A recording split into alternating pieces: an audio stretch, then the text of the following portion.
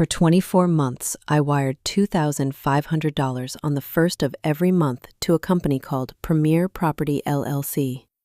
My parents swore they were facing imminent eviction.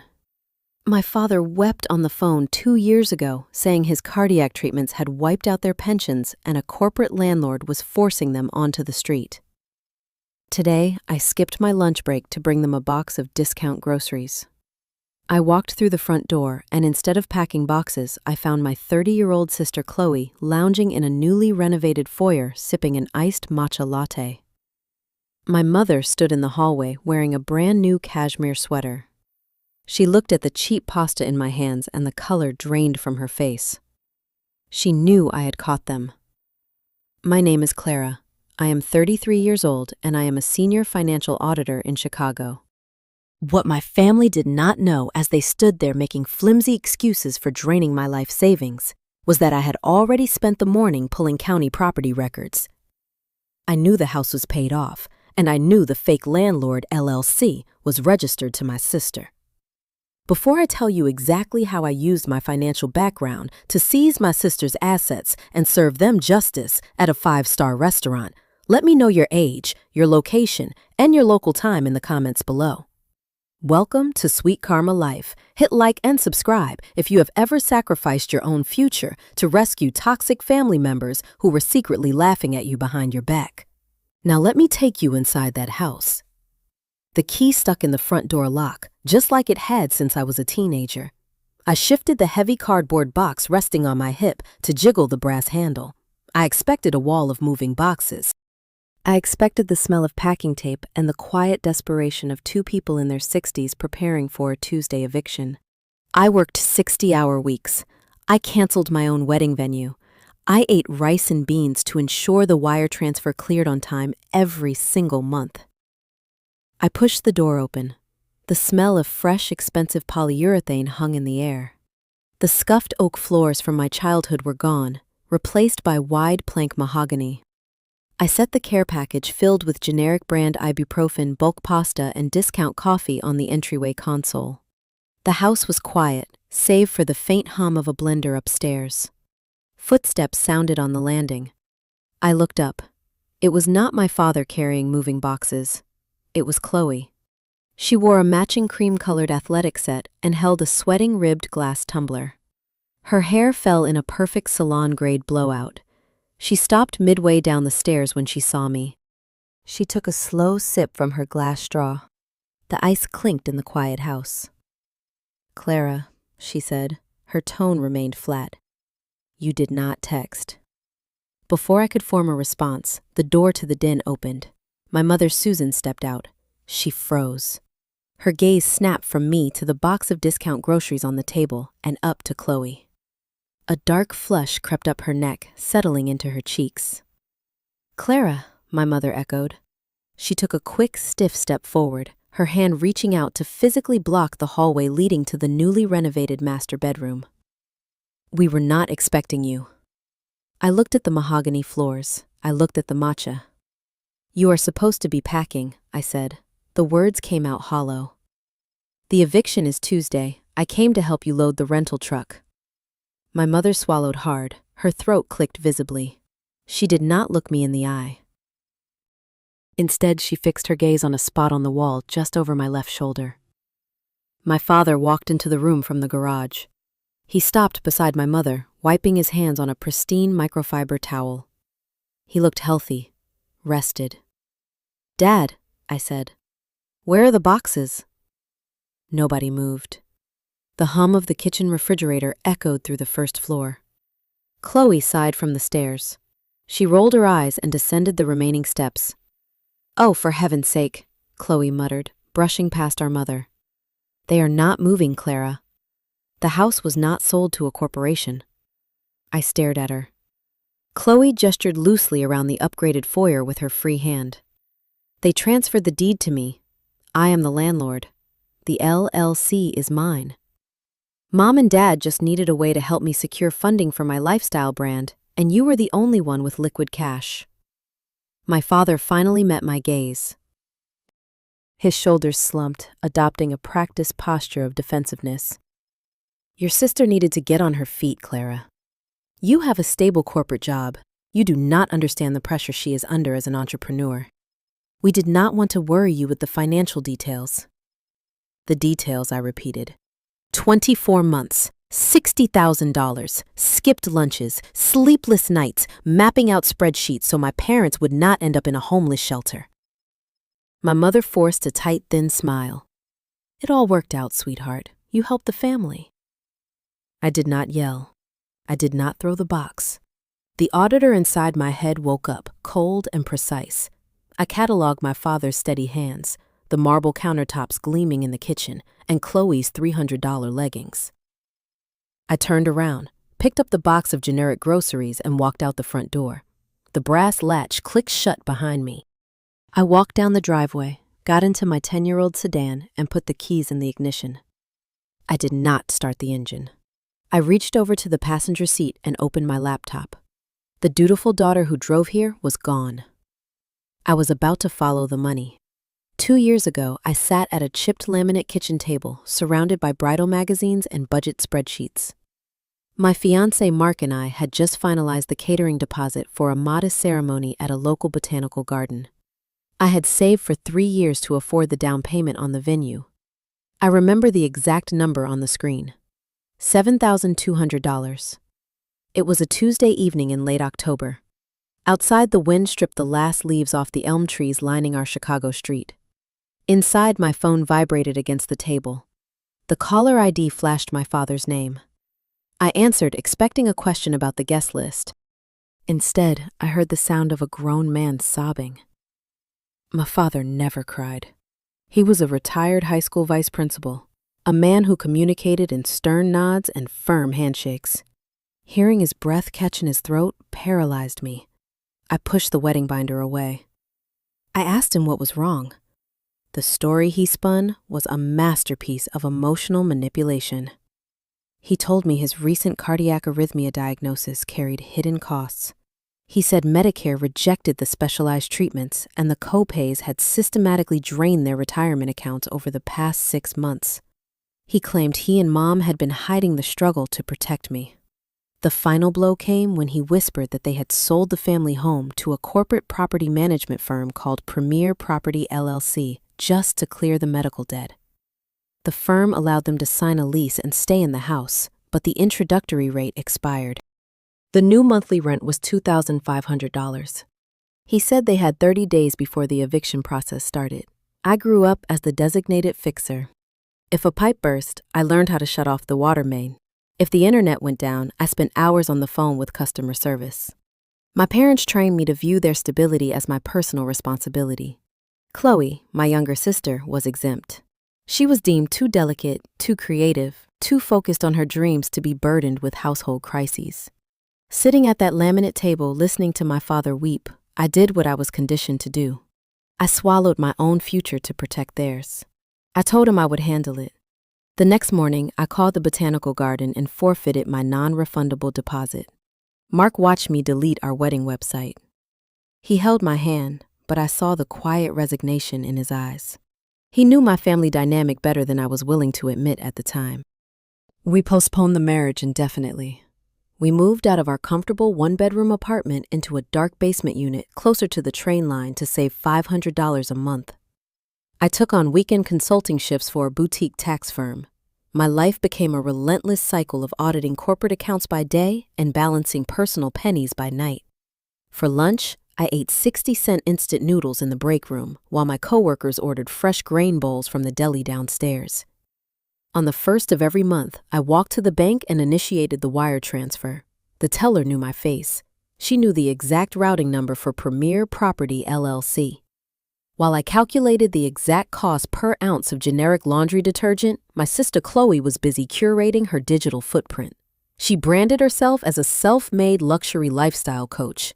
I remember logging into Instagram during a rare 15-minute break between tax audits. The first image on my feed was Chloe standing knee-deep in crystal blue water in Tulum, Mexico. She wore a designer swimsuit that retailed for $400 and held a hollowed coconut. The caption read that true wealth is the freedom to chase the sun. Manifest your abundance. 3 weeks later, she posted a reel from Aspen, Colorado. She was clinking champagne flutes in a slopeside chalet wearing a fur-trimmed ski jacket. I clicked on the tagged location and saw the nightly rate for the resort was $800. She tagged a private aviation company in her departure photos. The cognitive dissonance physically ached. I called my mother that same afternoon. I stood in the freezing alley behind my office building, gripping my phone with numb fingers. I asked her why Chloe was flying first class to ski resorts while I was selling my plasma twice a month to cover their rent. I asked why a woman who claimed to be a luxury business coach could not help her own parents stave off eviction. My mother did not hesitate. Her voice took on that familiar patient tone she reserved for explaining basic concepts to a child. "Clara," she sighed, "Chloe is building a brand. You have to spend money to make money in her industry. Her business is right on the cusp of taking off. She needs to project success to attract high-end clientele. We cannot ask her to sacrifice her momentum right now." I asked why Chloe could not contribute even $200 a month to keep a roof over their heads. "Because you are the stable one, Clara," my mother replied. "You have a corporate salary. You do not understand the volatile nature of entrepreneurship. Do not punish your sister just because you chose a safer path." I hung up the phone. The wind in the alley cut through my thin wool coat. I walked back inside, rode the elevator up to the 14th floor, and finalized another spreadsheet for a client. I kept paying the rent. I kept believing the lie.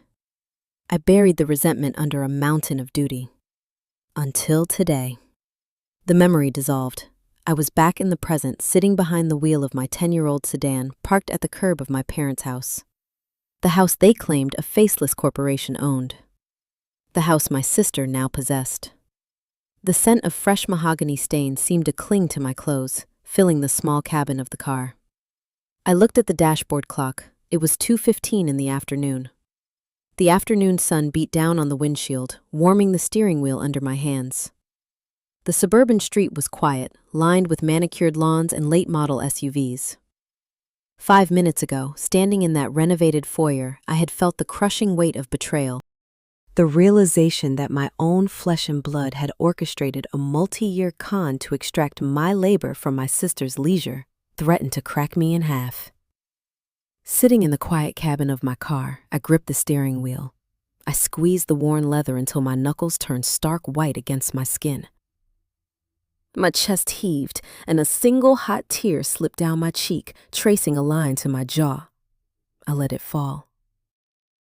Then I lifted my hand and wiped it away fiercely with the back of my wrist. I stared at my reflection in the rearview mirror and made a silent vow to myself. This is the last time I cry for them. The suffocating weight of the betrayal burned away, leaving something much sharper behind: cold, analytical anger. Crying was a luxury for people who had a safety net. I was the safety net, and I was about to cut the cords. As a senior auditor, I spent my career tracing hidden assets, untangling corporate shell games, and holding executives accountable for financial discrepancies. My parents had made a fatal miscalculation. They used a fake limited liability company to steal from an investigator. They handed me the exact weapon I needed to destroy their narrative. I reached over to the passenger seat. I unzipped my leather work tote and pulled out my laptop. I flipped open the screen. The battery read 70%. It was more than enough. I connected the computer to my phone mobile hotspot. I did not need to yell at them through the front door. I did not need to demand an apology they would never give. I needed the paper trail. The state database was public. The county property records were digitized. The conflict was no longer about family dynamics or hurt feelings. It was about wire fraud and financial exploitation. I rested the laptop on the center console. I opened a fresh browser window. The cursor blinked steadily, waiting for a command. I logged into the county property database and pulled the deed history for my parents' house. The digital ledger revealed a reality that made my stomach drop. There was no corporate buyout. There was no desperate medical bankruptcy. 2 months before my father called me sobbing about an eviction, my parents had voluntarily gifted the fully paid-off house to Premier Property LLC for exactly $0. They built the trap long before they reached out to secure the bait. I queried the state business registry next. It took 3 seconds to find the sole owner and registered agent of Premier Property LLC. Chloe Davis. I sat in the cold car staring at the screen. My parents had orchestrated a legal shell game to siphon my corporate salary, turning my loyalty into a recurring revenue stream for my sister. I opened her Instagram profile, placing it side by side with my banking portal. I became a forensic accountant, mapping my stolen future. My October rent wire sat next to her new Prada handbag. My Christmas bonus sat next to her first-class flight to Dubai. Every time I shivered in my freezing basement apartment, she was converting my labor into luxury content. But my $60,000 could not sustain a burn rate like hers. I dug back into the county records, searching for the gap. I found it, buried under a newly filed commercial mortgage. Chloe had taken the free deed our parents gave her and marched straight to a predatory private lender called Apex Capital. She used my childhood home as collateral to borrow $350,000 in fast, high-interest cash. She was running a family Ponzi scheme. My parents were completely oblivious. They thought she was a business prodigy. They had no idea she had secretly chained a massive corporate debt to their front door. And private equity lenders do not care about lifestyle brands. I scrolled down to the loan terms. It was a short-term balloon note. The entire sum was due in one catastrophic payment. I checked the maturity date. I refreshed the county filings. A fresh document loaded on the screen. Notice of default. Chloe had blown the money and missed the deadline. The time bomb had officially detonated. My parents were actually going to be evicted now. Not by a fake landlord, but by a ruthless financial firm preparing to sue the LLC and seize the property. If I walked through the front door right now to warn them, they would panic. They would play the victims. And then they would demand I liquidate my retirement accounts to save them. I closed the laptop screen. The sudden silence in the car felt heavy and final. I did not reach for the door handle. I did not get out of the vehicle to warn them. The dutiful daughter died in that driver's seat. I was no longer the victim of their financial abuse. By discovering the structural mechanics of their fraud, I had gained absolute leverage. I saw the board clearly now. I pulled my phone out of the cup holder. I bypassed my recent calls list, ignoring the 2 missed calls from my mother. I opened my contacts and scrolled down to the letter H. I tapped the name, Marcus Harrison. Mr. Harrison was a senior partner at a ruthless downtown litigation firm. I had worked alongside him on several corporate audits, identifying hidden liabilities during mergers. He specialized in hostile takeovers, asset forfeiture, and aggressive debt restructuring. He did not handle family disputes. He did not care about emotional reconciliation. He handled financial executions. The phone rang twice before his assistant answered. I gave her my name and referenced my accounting firm. I did not ask for a personal favor. I asked for a 45-minute consultation regarding the acquisition of distressed real estate debt. The assistant put me on hold.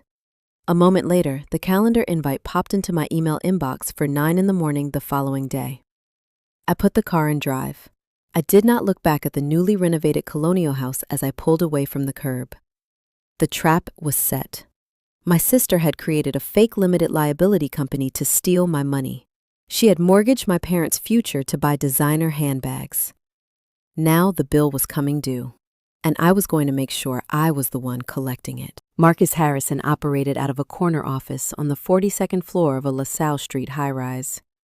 The room smelled of expensive leather and dry espresso. There were no family photos on his desk. There were no warm touches. He was a man who dismantled corporate entities for a living. I sat across from him in a rigid armchair, holding a black legal folder. I did not offer a tearful backstory. I treated my family like a hostile corporate takeover. I opened the folder and slid the printed documents across the polished mahogany glass. The county warranty deed, the state registry showing Chloe as the sole manager of Premier Property LLC, the 24 months of wire transfer receipts totaling $60,000, and the final piece of the puzzle, the notice of default filed by Apex Capital. Harrison reviewed the paperwork in silence. His eyes tracked the dates and the dollar amounts. He aligned the pages perfectly on his desk. "You want your $60,000 back," he said. His voice was gravelly and precise. I shook my head. I told him suing my sister for civil wire fraud would take 3 years. A criminal investigation required a district attorney to care about a domestic financial dispute. If I filed a standard lawsuit, my parents would simply take the stand and perjure themselves. They would testify that my monthly payments were voluntary gifts to help my sister build her business. They would lie under oath to protect her lifestyle and frame me as a jealous sibling. I explained I did not want a protracted legal battle. I wanted immediate, undeniable leverage. Harrison leaned back in his chair. He tapped a silver pen against his legal pad. "You want the house?" he asked. "I want the power to end this," I replied. He nodded. He explained the mechanics of private equity. Apex Capital was holding a highly secure note. The collateral was worth $600,000, and the debt was only $350,000. Harrison made it clear that private equity firms do not offer discounts on collateral-rich loans. If I wanted to buy the assignment of the commercial mortgage, I had to buy it at full price. They wanted $350,000 in liquid cash to transfer the power to me. I paused. I looked at him and said, "I have it." Harrison paused. He looked at me, analyzing my cheap wool coat and my scuffed leather work tote. I had a secret I never shared with my family. When I canceled my botanical garden wedding 2 years ago, I did not stop saving. Mark, my fiancé, and I moved into a dark basement apartment. Every time I earned a corporate bonus, I hid it. I built a war chest. But even that was not enough for this. To reach $350,000, I had to liquidate my entire corporate retirement account, taking a massive early withdrawal penalty. Mark emptied his teaching pension fund. We took out a high-interest personal loan to cover the final gap. We were literally burning our own safety net to the ground to build this trap. That evening, I sat at our small kitchen table and showed Mark the paperwork. I told him my plan to liquidate our entire future. He looked at the bank statements, showing Chloe shopping in Dubai while we split a single chicken breast for dinner. He did not argue. He reached across the table, took my hand, and told me to buy the debt. Now sitting in the law office, I was willing to weaponize every single penny. "If we execute this assignment," Harrison said, leaning forward, "you step into the shoes of the lender. You become the bank. And since the note is already in default, you gain the immediate right to initiate a judicial foreclosure lawsuit." I nodded, but I told him I did not want to wait a year for a court to auction the house. I wanted the property now. Harrison smiled a cold, calculated smile. He slid a single blank document across his desk. It was called a deed in lieu of foreclosure.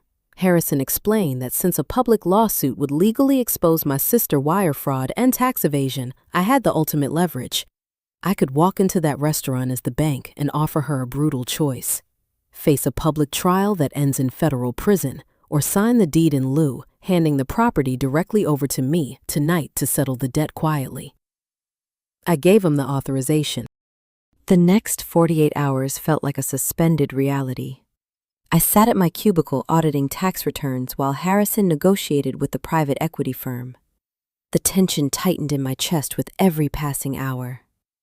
Finally, on Thursday morning, the email arrived. Apex Capital accepted the buyout.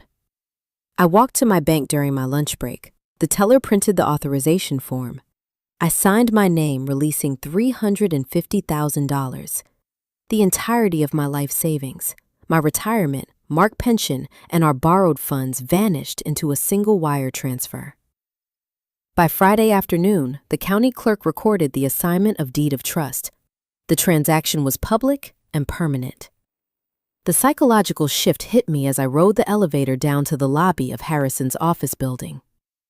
For 33 years, my identity was tied to being the dependable workhorse. I was the safety net my family walked all over. My sister treated me like a utility. My parents treated me like an insurance policy. That dynamic died on the 42nd floor. I was no longer the scammed sister. I was the sole owner of the primary lien attached to my sister's shell company. I held the legal right to seize the roof over my parents' heads. I was their actual landlord. The bomb was built armed and sitting quietly in my briefcase. I just needed the perfect venue to detonate it. I pushed through the revolving glass doors and stepped onto the busy Chicago sidewalk. The wind coming off Lake Michigan was freezing. I pulled my coat tight. My cell phone vibrated in my pocket. I pulled it out. The screen displayed my mother name. I let it ring 3 times, letting the anticipation settle in my stomach. I pressed accept and held the device to my ear. "Clara," my mother said. Her voice carried a practiced, breathless quality.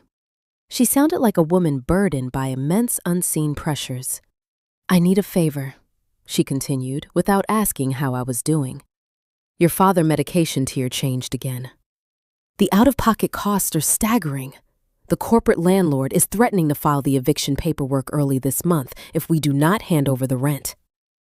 I know it is 2 weeks early, but we need you to wire the $2,500 by tomorrow." I stood on the concrete pavement, watching the city traffic crawl past. The audacity of the lie was breathtaking. She was using my father's heart condition to extort me while sitting in a fully paid-off house they voluntarily gave to my sister. There was a brief pause on the line. Then my mother shifted her tone, forcing a light conversational pivot. "Plus, Chloe is turning 30 this weekend," she added. "We are taking her out for a birthday dinner to celebrate her brand partnerships. We booked a private table at the Capitol Grill. It is a very exclusive steakhouse.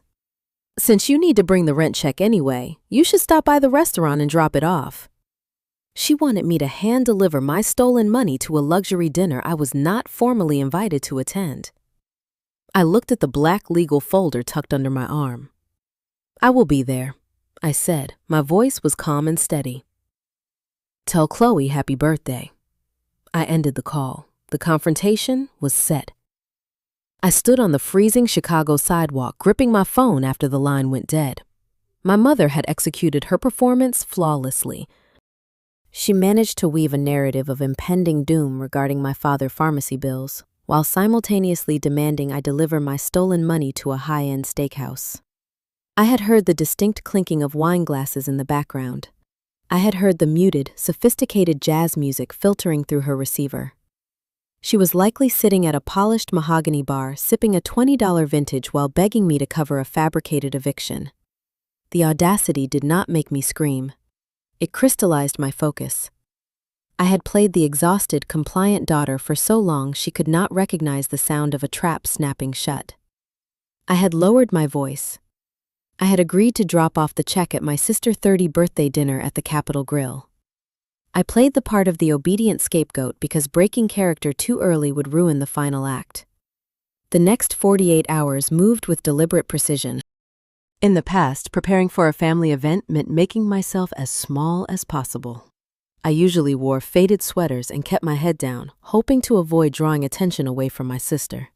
Chloe demanded the spotlight. She required applause for simply existing. If I ever arrived looking rested or successful, my parents would immediately find a flaw to critique, ensuring the family hierarchy remained intact. I remembered my own 30th birthday 3 years ago. I worked a 12-hour shift auditing a regional bank. My parents sent a generic text message at 8 in the evening. There was no dinner. There was no celebration. Now Chloe was turning 30, and they had booked a private dining room at a restaurant where a single cut of beef cost more than my weekly grocery budget. They expected me to fund that extravagance under the guise of paying their fake corporate landlord. That hierarchy was already dead. I just needed to show them the body. I spent Saturday morning alone at my office, standing over the heavy commercial printer. I did not use standard thin copy paper. I loaded premium, thick cardstock into the tray. I wanted the documents to have physical weight. The printer hummed, spitting out the architecture of their ruin, page by page. First came the certified wire transfer logs, downloaded directly from my banking portal. 24 pages of black ink detailing the $60,000 I had sacrificed. I highlighted each $2,500 transaction in bright yellow. Next, I printed the Illinois State Business Registry. I circled my sister name listed as the sole manager of Premier Property LLC. Then came the Instagram timestamps. I printed the colorful screenshots of her luxury lifestyle, placing them side by side with the dates of my bank transfers. The visual contrast was striking. My wire transfer dated October 1st sat next to her Prada handbag purchase dated October 3rd. My Christmas bonus transfer sat next to her first-class ticket to Dubai. The financial abuse was meticulously documented. The final documents were the crown jewels. I pulled the assignment of commercial mortgage from the envelope Mr. Harrison had given me, proving I was the bank. Right beneath it, I placed the blank deed in lieu of foreclosure and a heavy metal pen. I slid the thick stack of paper into a sleek black leather portfolio. The leather was smooth and cool to the touch. It felt like holding a loaded weapon. I returned to my dark basement apartment and laid the portfolio on the kitchen counter. Mark stood next to me. He looked at the leather folder and then looked into my eyes. He knew the emotional toll my family extracted from me over the last decade. He traced the embossed cover of the portfolio with his fingers. He did not ask me to reconsider. He did not suggest forgiveness. He walked into the bedroom and ironed my dress shirt. Saturday evening arrived. The transition began. I bypassed the clearance rack dresses I usually wore to blend into the background at family functions. I reached into the back of my closet and pulled out a charcoal gray suit tailored specifically for corporate boardrooms. The fabric was sharp and structured. I paired it with a crisp white silk blouse. I stood in front of the bathroom mirror and applied my makeup flawlessly. I used a steady hand drawing sharp lines and applying dark mascara to mask any trace of the tired, overworked sister they expected to see. I pinned my hair back into a severe tight knot. The woman looking back at me in the glass was not a victim. She was an auditor holding the final ledger. The drive to downtown Chicago was quiet. The city lights blurred past the windshield, casting long shadows inside the cabin of my 10-year-old sedan. I pulled up to the valet stand outside the Capitol Grill. The restaurant facade exuded exclusivity, with its heavy brass doors and valet attendants rushing to park luxury imported vehicles. I handed over the keys to my humble car. The attendant looked at the worn paint, then looked at my sharp-tailored suit, adjusting his posture. I tipped him $5 and walked up the stone steps. I pulled the heavy brass handle. The air inside smelled of charred steak truffles and expensive cologne. The lighting was dim and atmospheric. The hostess greeted me with a practiced smile, standing behind a polished wood podium. I gave her the reservation name under the Davis family. She nodded, picking up a leather-bound menu and leading me past the crowded main dining floor. We walked toward the private dining suites in the back of the establishment. The ambient noise of the restaurant, clinking silverware, laughing patrons, soft jazz faded the deeper we walked into the carpeted corridor. My pulse remained remarkably steady. My hands did not shake. I gripped the black leather portfolio in my left hand, feeling the solid weight of the evidence inside. The hostess stopped in front of heavy oak double doors. The brass nameplate beside the frame read Private Suite B. She reached for the handle, turning back to offer me a polite smile before opening the door.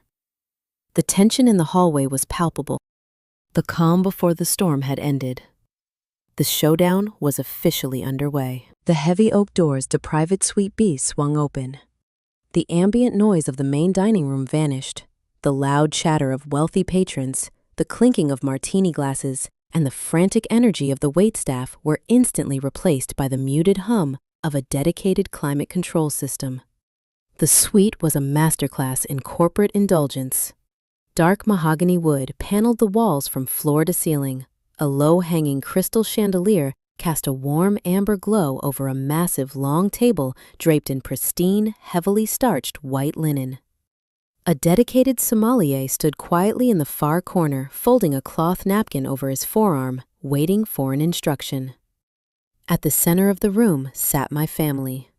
They did not notice me enter the suite. They were too busy admiring the guest of honor. My sister Chloe sat at the head of the table. She wore a silk emerald green dress. I recognized the specific designer label from my digital audit 2 days ago. The garment retailed for $3,000. It was a purchase funded entirely by my skipped meals, my canceled wedding venue, and my frozen bank accounts. The delicate fabric caught the chandelier light, shimmering softly every time she moved her shoulders. My mother sat to her right, leaning in with a posture of reverence. My father sat to her left, holding a glass of dark red wine. Growing up, the dinner table was a place of strict hierarchy and rigid rules. My father always sat at the head, dictating the flow of conversation. If I spoke out of turn or asked a question he deemed inappropriate, I was quickly reminded of the value of quiet obedience. Tonight, however, my father had willingly surrendered the head of the table to Chloe. She was the matriarch of their fabricated reality. I walked slowly toward the empty chair, positioned at the far end of the linen. The placement was highly intentional. I was seated as far away from the celebration as physically possible. I pulled the heavy wooden chair back. The wooden legs scraped against the thick woven carpet. My father looked up. His warm smile faded instantly, returning to the familiar tight-lipped expression he reserved specifically for me. He set his wineglass down on a silver coaster. "Clara," he said. His tone was brisk and transactional. "You made it through the traffic." My mother offered a brief tight nod. She did not ask about my drive from the suburbs. She did not compliment my tailored charcoal suit or my styled hair. Her eyes darted straight to the black leather portfolio resting under my left arm. Chloe barely glanced in my direction. She was busy inspecting her fresh manicure, holding her fingers up to the amber light to check the polish. The sommelier stepped forward, holding a bottle of reserve Cabernet. He moved gracefully to pour a glass for my empty setting. My father raised his hand, stopping the waiter in his tracks. "Do not open a new bottle just yet," my father instructed the staff member. "Clara has a long drive back to the city. She is just dropping something off for us. She will not be staying for the main course." The waiter nodded politely and stepped back into the shadows of the room. I remained standing for a fraction of a second, processing the blatant dismissal. I was not a guest at this 30th birthday dinner. I was the hired help delivering their monthly life raft. I sat down slowly, smoothing the skirt of my suit. I placed the black leather folder flat on the table directly in front of me. My father picked his glass back up. He turned his attention away from me and beamed at his youngest daughter. He raised the crystal flute high in the air. "To Chloe," my father announced, his voice swelling with genuine pride. 30 years old today. A self-made female founder. An entrepreneur who built an impressive empire from the ground up. You are the heartbeat of this family. Your mother and I are constantly in awe of your business vision. Happy birthday, sweetheart." My mother echoed the sentiment, raising her own glass with a glowing smile. They clinked their crystal together, making a sharp, ringing sound. Chloe smiled, a brilliant, practiced expression tailored perfectly for a camera lens. She took a delicate sip of her wine, closing her eyes to savor the vintage. The contrast tasted like ash in my mouth. For 2 agonizing years, I carried the crushing weight of their survival on my shoulders. I negotiated my own future down to nothing so they could sleep soundly at night without the fear of eviction. And here they were, drinking imported wine, praising the architect of their financial ruin. My father cleared his throat, breaking the celebratory silence. He turned back down the length of the table toward me. He held out his empty left hand, palm facing upward. He snapped his fingers twice, indicating severe impatience. "All right, Clara," my father said. "Let us handle the family business so we can enjoy the rest of the evening in peace. Hand over the check. The landlord expects the wire by Monday morning, and I want to get the deposit slip in the mail tonight before the post office closes." The room went still. The sommelier stood motionless in the corner, pretending not to listen. My mother watched my hands closely. Chloe finally looked directly at me, a faint smirk playing at the edges of her painted lips. She fully expected me to reach into my purse, pull out a crisp piece of paper, and hand over another $2,500. She expected her monthly tribute to continue flowing without interruption. I did not reach for my purse. I did not break eye contact with my father. I kept my breathing slow and measured, anchoring myself in the present moment. I placed my right hand on the cover of the black leather folder. The pebbled grain of the material felt solid and grounding against my palm. I pressed my fingertips into the binding and pushed forward. The portfolio slid across the white linen tablecloth. It moved with a smooth, heavy glide, passing the silver salt shakers, the crystal water goblets, and the bread baskets. It stopped exactly in the center of the table, resting right in front of Chloe. My father frowned deeply. He looked at the thick black binding with suspicion. "What is this?" he demanded, dropping his outstretched hand to the table. "I asked for the rent check, Clara. I do not have time for these vague games." I leaned back in my chair, resting my hands neatly in my lap. I adopted the posture of a senior auditor presenting a final finding to a hostile board of directors. "It is not a game, Dad," I replied, keeping my voice low and steady. "Go ahead, Chloe. Open it." Chloe glared at me with annoyance. She reached out with one manicured hand and flipped the heavy leather cover open. She expected a cashier check tucked inside a generic greeting card. Instead, she saw the forensic accounting report. The first page displayed the official state business registry. The bold black letters of Premier Property LLC sat at the very top of the page. Below that, her own name was circled in bright red ink, listing her as the sole owner and registered agent. The micro-expressions hit her face with devastating speed. The smug satisfaction drained from her cheeks, leaving a pale, sickly white complexion. Her jaw tightened visibly. Her eyes darted frantically from the state registry to the printed wire transfer logs detailing my $60,000 in stolen funds. She saw the social media timestamps aligning her luxury purchases with my bank drafts. Her right hand began to tremble. The shaking traveled rapidly up her arm. She tried to reach for her water glass to disguise the physical tremor, but her fingers knocked clumsily against her silver salad fork. The heavy metal utensil slipped off the edge of the table and hit the china plate below. The fork clattered loudly, echoing like a gunshot in the quiet, private suite. My mother jumped at the sudden noise, clutching her napkin. "Chloe," my mother asked, her voice lacing with genuine panic. "Sweetheart, what is wrong? What is inside the folder?" Chloe could not speak. Her throat worked up and down, but no sound came out.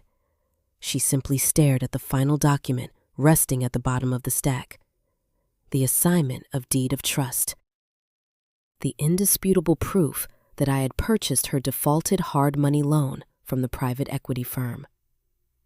My father stood up his chair, scraping aggressively against the carpet. He reached over the table and snatched the folder away from Chloe. He stared down at the pages, his brow furrowed in deep confusion.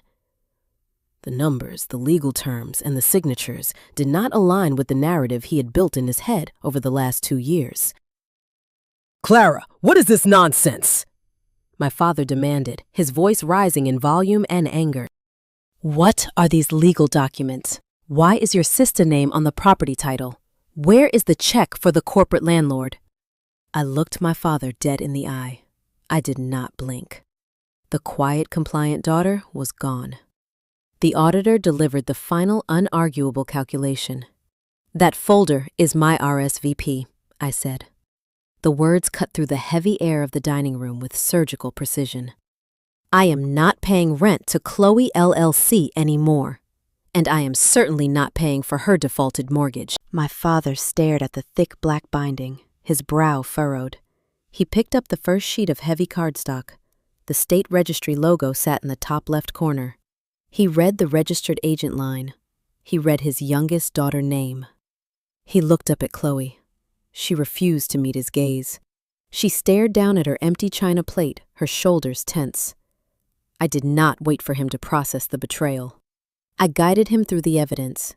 I reached across the white linen and turned the page for him. The spreadsheet of my bank transfers appeared, filling the sheet with rows of numeric data. "Look at the highlighted rows," I instructed. Every single month for 24 months, I sent $2,500. You told me a corporate management firm was threatening eviction. You claimed the medical copays were draining your pension. But there was no management firm. There was no medical debt crisis. You voluntarily transferred the title of the house into that shell company. You gave her the deed. And then you called me crying. My mother gripped the edge of the table. Her knuckles turned white. Clara, she whispered, glancing nervously toward the closed oak doors. Keep your voice down. The staff can hear you. The staff should hear this, I replied. Turn the page, Dad. His hands shook slightly as he revealed the next document. The social media timestamps sat printed side by side with my bank statements. My father was a retired high school vice principal. He built his reputation on discipline and accountability. He suspended students for cheating on exams. He lectured teenagers about integrity. Now he was staring at undeniable proof that his own child was a grifter. Look at October 3rd, I said, pointing to the photo of Chloe in Manhattan. I wired my rent payment on October 1st. 2 days later, she purchased a Prada handbag for $2,400. Look at December 4th. I sent my holiday bonus to keep you from freezing on the street. She used it to fly first class to Dubai. She is not a successful female founder. She is a parasite. And you two held me down so she could feed. The room remained suffocatingly quiet. The sommelier had vanished, slipping out the side door unnoticed. We were alone in the private suite. My mother deployed her classic defense mechanism. She attempted to rewrite reality to preserve her own comfort. She reached out and placed her hand over the documents, attempting to hide the numbers from sight. You are misunderstanding the situation, Clara. My mother pleaded, forcing a strained, patronizing smile. Chloe is building a brand. We all agreed to support her. You are just upset because you chose a rigid corporate job and you resent her freedom. There is no need to create this kind of drama on her birthday. We can discuss this as a family later. They were trying to sweep $60,000 of wire fraud under the rug to protect an expensive dinner. They wanted to pivot back to the familiar dynamic where I swallowed my anger and apologized for making a scene. I leaned forward, resting my forearms on the table. The anger I felt was cold and calculating. I am not jealous, I stated flatly. I am an auditor, and my audit is not finished. Take your hand off the folder, Mom. She hesitated. My father reached over and pulled her arm away. He stared at me, his face a mask of conflicting emotions. He turned to the next page. The commercial mortgage sat printed on the cardstock. You thought giving her the house would protect it? I said. You thought she was a financial genius, but luxury lifestyles require immense capital. My monthly wires barely covered her car lease and her shopping habits. She needed a massive influx of cash. So, she took the deed you so generously gifted her, and she walked into a private equity firm called Apex Capital. I paused, letting the name of the firm hang in the air. She did not get a standard mortgage, I continued. She secured a hard money loan, high risk, predatory interest rates. She pledged the house as collateral. She borrowed $350,000 against your home to fund her fake empire. My father's face went slack. The blood drained from his cheeks. He turned his head slowly, looking at Chloe. Is this true? He asked. His voice barely registered above a whisper. Did you take out a loan against our house? Chloe burst into tears. It was not a delicate crying fit.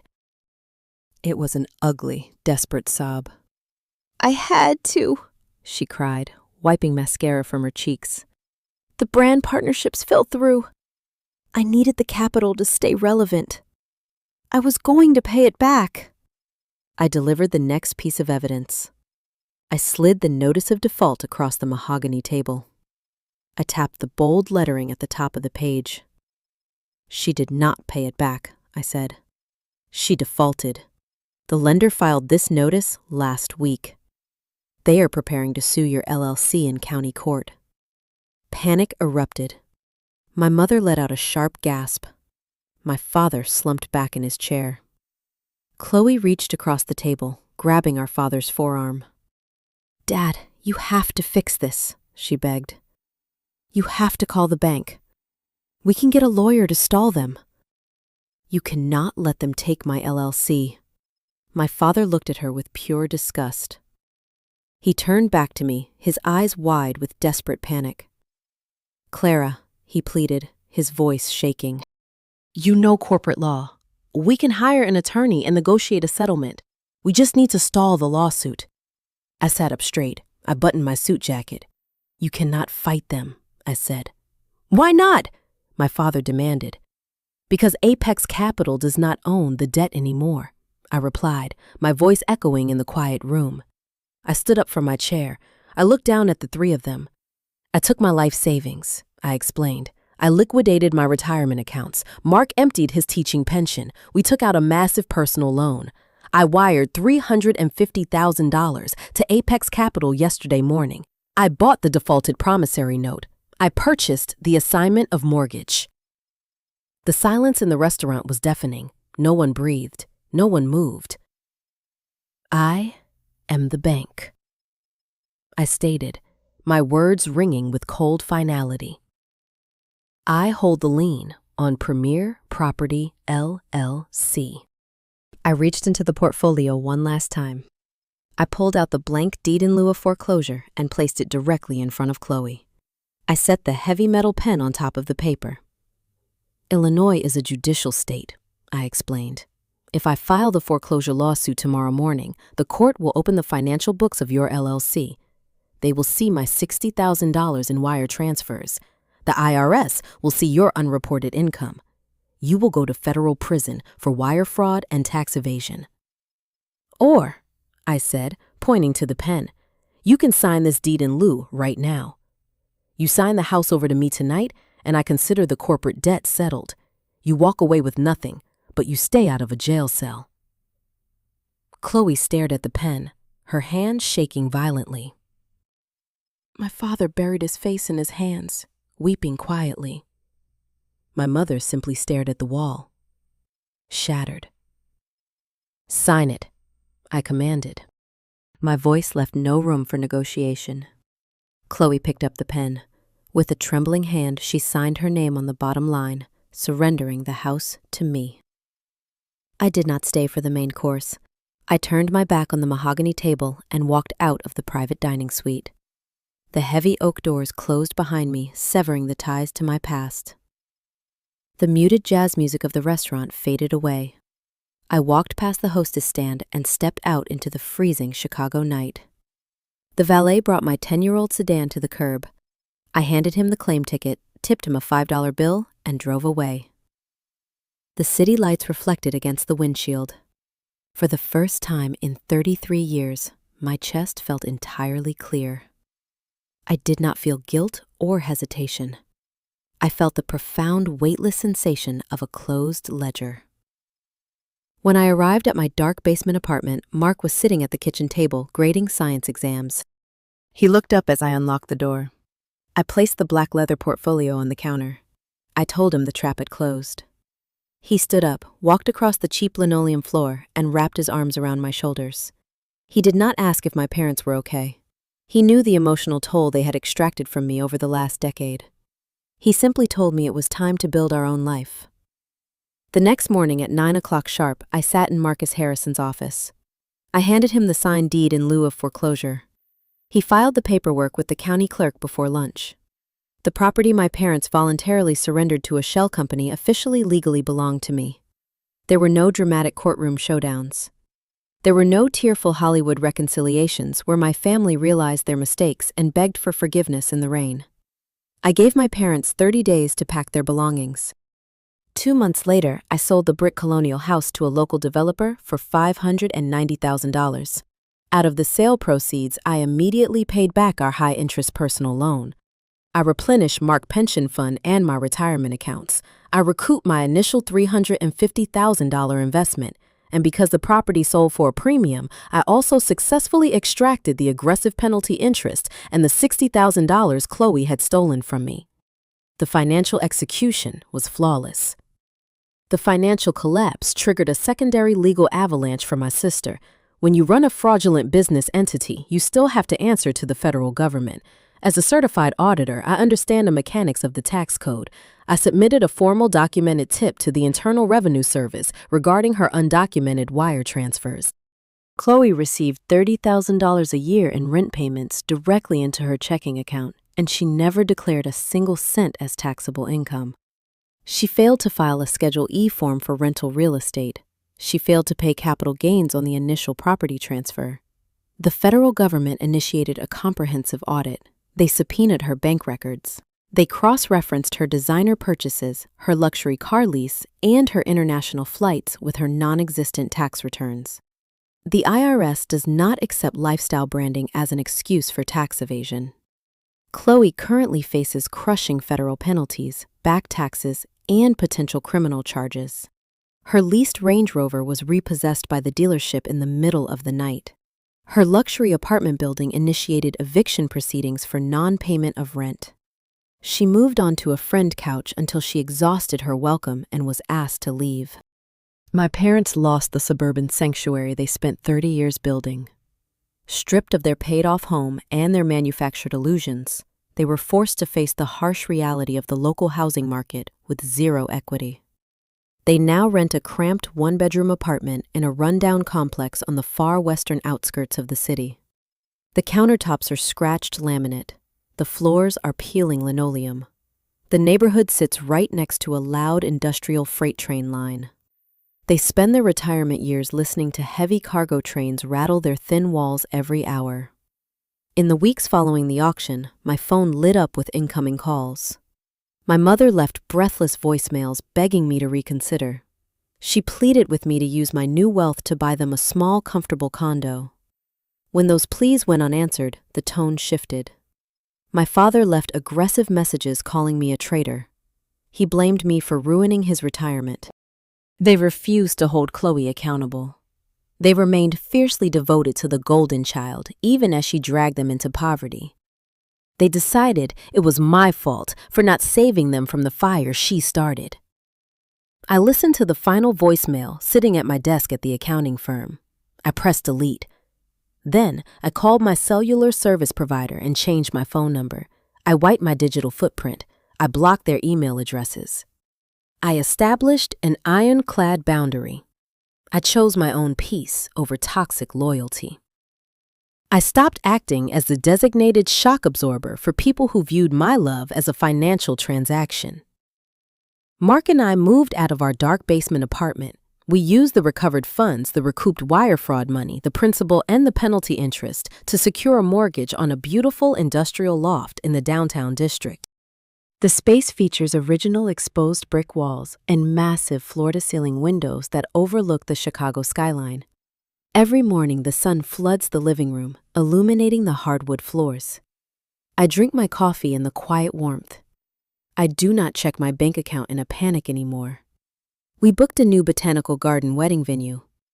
We are getting married next spring, surrounded only by people who want us to succeed. You are taught from a young age that family is blood, and blood means unconditional sacrifice. Society tells you to endure bad behavior because you only get one mother and one father. But a shared last name is not a license for financial abuse. Forgiveness does not mean offering yourself up for slaughter. You can forgive someone from a distance. You can wish them well while legally dismantling the weapon they pointed at your chest. I sleep soundly every night, knowing my ledger is perfectly balanced. That is my story. Now I want to hear from you. If your family used your love as a financial weapon, would you have foreclosed on them or walked away empty-handed? Let me know in the comments. I read every single one. Thank you for watching Sweet Karma Life. I stand by the floor-to-ceiling windows of my downtown loft, watching the morning fog roll off Lake Michigan. The coffee in my mug is still steaming. The only sound in the apartment is the quiet hum of the refrigerator. 2 years ago, silence like this felt dangerous. Silence meant I was forgetting a bill, missing a deadline, or failing to anticipate my family's next fabricated emergency. Today, silence is just peace. My wedding to Mark is 6 weeks away. We finalized the seating chart last night. There are no empty chairs reserved for people who view my love as a line of credit. My parents still leave occasional voicemails on a burner number I check once a month, their tone alternating between guilt-tripping and hollow demands. Chloe's federal tax audit is ongoing, and her digital footprint has been dark for 8 months. I do not feel joy in their struggle, but I also do not feel responsibility. Stepping out of the designated scapegoat role required more than just buying a defaulted loan. It required a fundamental rewiring of how I understood family and obligation. Looking back at the ledger of the last 33 years, I walked away with 3 distinct lessons. First, loyalty without boundaries is simply self-destruction. I was conditioned to believe that setting my own future on fire to keep my family warm was a noble act. It was not. If someone requires your financial ruin to sustain their comfort, they are not asking for love. They are asking for a host. Second numbers do not lie, even when your family does. When emotional manipulation clouds the room, look at the math. The math told the story my parents refused to speak out loud. My corporate salary was not a community safety net, and it was certainly not a slush fund for my sister Vanity. Claiming ownership of your own success without apology is the first step toward true independence. Finally, real closure does not come with an apology. I spent years waiting for my parents to acknowledge my worth. They never did, and they never will. Closure is not a tearful conversation at a kitchen table. Closure is a zero balance. It is walking away knowing you owe them nothing. The sun clears the fog, casting a bright, clean light across the hardwood floor. I take a sip of my coffee. The ledger is closed. If you are currently draining your own life to keep toxic relatives afloat, I hope this story gives you the permission you need to stop writing the checks. You deserve a future that belongs entirely to you. Have you ever had to draw a hard financial line with your own parents or siblings? How did they react when the money finally stopped flowing? Tell me your story in the comments below. I read every single one. Thank you for watching Sweet Karma Life. Protect your peace, and I will see you in the next one.